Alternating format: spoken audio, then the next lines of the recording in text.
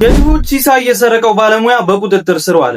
በአቃቂ ቃሊቲ ክፍለ ከተማ እጅግ አሳፋሪና የሞራል ውድቀትን የሚያሳይ የሌብነት ድርጊት ተፈጽሟል።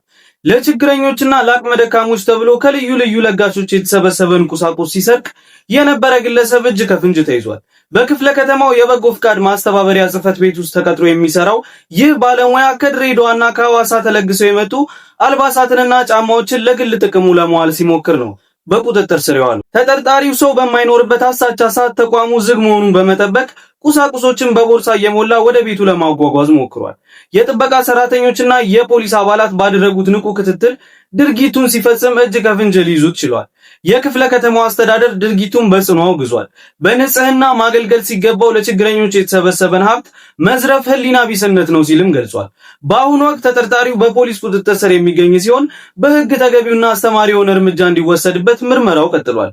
ምን አይነት ፍርድ አስተማሪ ይሆናል ብላችሁ ታስባላችሁ?